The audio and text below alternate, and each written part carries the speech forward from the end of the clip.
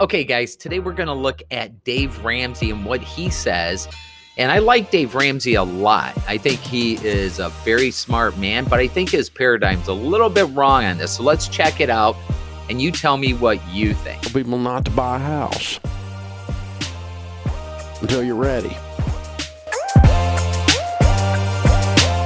Now, I agree that you should not buy a house until you're ready, but his idea of what ready is and my idea is totally two different things. Now, we do have folks that call us all the time. They've got collections, their credit's terrible, they have no money and they want to buy a house. Well, come on. That's just unrealistic. You do have to get yourself ready, but let's listen to how he feels you should be ready. Because when people buy a house when they're broke, it makes them broker.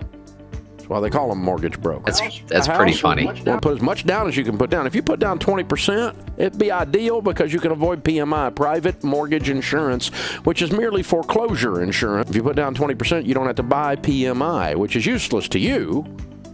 It's a favor you do for the mortgage company. Absolutely disagree. PMI is not useless to you. When you're coming in and you're getting a mortgage and putting less money down, 3%, 3.5%, you're a bigger risk. You have less skin in the game.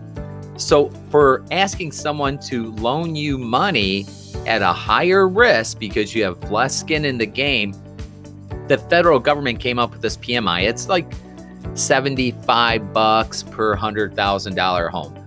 Yep, it's insurance. Now, if you get a conventional 3% down after you have 20% equity, normally that will go away. On an FHA, it never goes away. You have to refinance to get rid of it. But it's definitely, you're getting benefit because now you're buying a $200,000 home with $7,000, and this person is loaning you $193,000. Yeah, I think they can have some guarantees. So kind of disagree with Dave on this.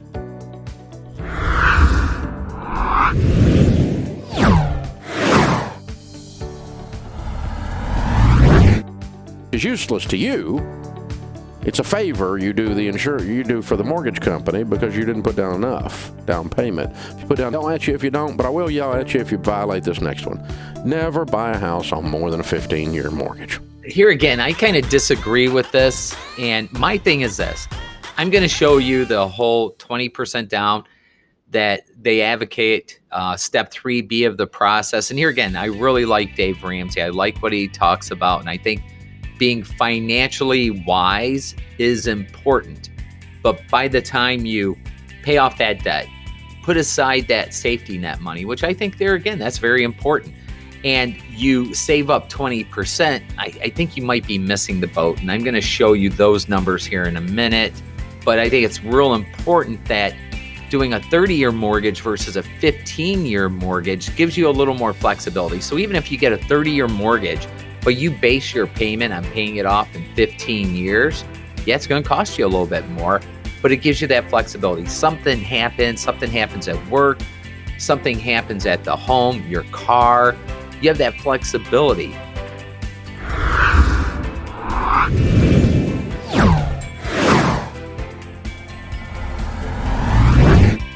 And never buy a house on a 15-year fixed rate where the payment is more than a fourth of your take-home pay. Now, I agree with this. I think that people overbuy houses. I think going in, and I'm going to show you some opportunities, but going into an area, we get fixated that, we want the house like mom and dad has in this type of neighborhood. I grew up here. Well, guess what? You might have to build up to that. So if you purchase in a different area and you fix up that property and sell it and roll it over into the next property and roll it over into the next property and roll it over into the next property, and you get some of that sweat equity, down the road, you can live in that neighborhood you want with a mortgage or with no mortgage at all, but with a mortgage that you can really handle because you have that unearned equity. And we're going to look at that some more here in a second too. Now, you got to keep in mind, interest rates are what, 3%? Most of the time, interest rates have been 10, 12% in my working lifetime. But for the last decade or so, we've had these ridiculously, wonderfully low interest rates. And so, if you can't afford to do it right now, you're not going to be able to afford to do it right ever.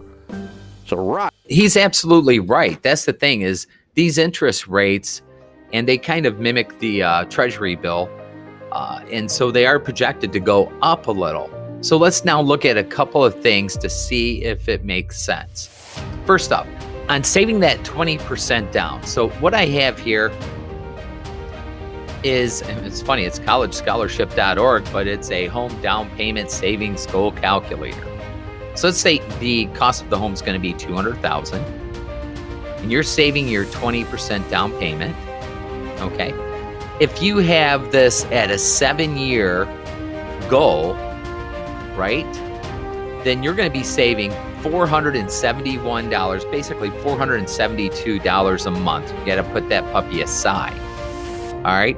If you were to try to knock that down and say, nope, I'm going to do this in 3 years, now you're putting down $1,107, which that's kind of difficult to do. So one of the things you want to think about is what's going to happen over that 7-year period. Like Dave mentioned, number one, we're at an incredibly low interest rate. All right. If that interest rate goes up, that monthly payment goes up dramatically. So let's say you wanted to live in Rochester Hills, Michigan. A beautiful area. I love Rochester Hills. 5 years ago, the average sales price was $255. The average sales price now is $335. So you started your journey back here at $255, and you're going, yep, I'm going to save $50,000 for my 20% down plus my closing costs. The problem is, as you're saving over 5 years,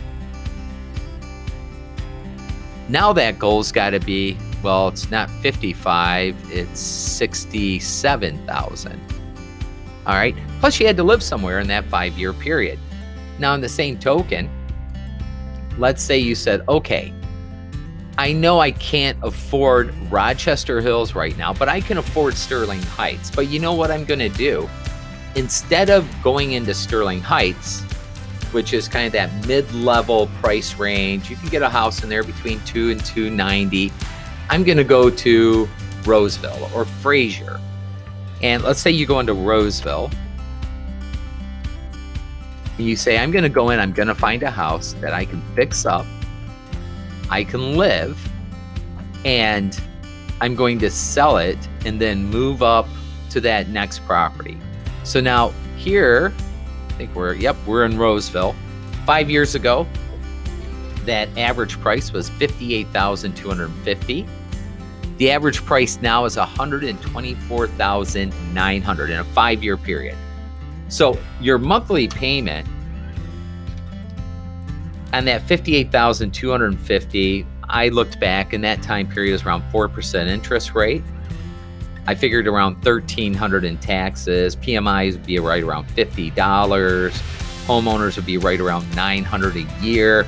So your monthly payment is going to be $525. Rent at that time in that area was around $1,100. Mitch, you got to put money into fixing up the house and all this. Absolutely. Absolutely you do. So the money you would have saved on rent, about $600 a month, that gave you a $7,200 budget that you could put into that property to fix it up. Do I think you would need $40,000 over the course of that 5 years to fix it up to make a profit turn? No, probably not. But you want to check out the video we have too on the 5 mistakes that home buyers make. And part of that is focusing on the proper things when you're looking at a house, which will make this work out very nicely for you.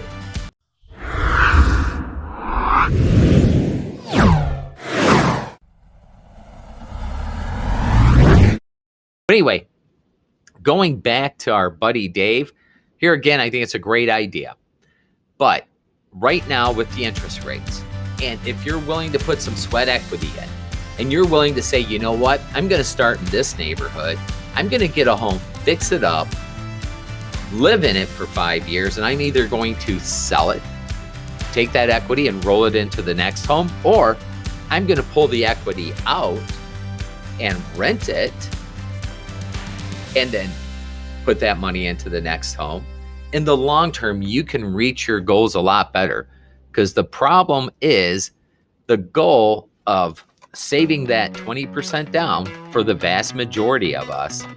You had 266,000 and now it's 355,000 on average sales price. That's going to be really difficult to try to catch up on that 20% down. Hey, my name's Rich Sparks. I hope you enjoyed this video. Dave, I think you're great. Just disagree with you. Talk to you later. Bye now.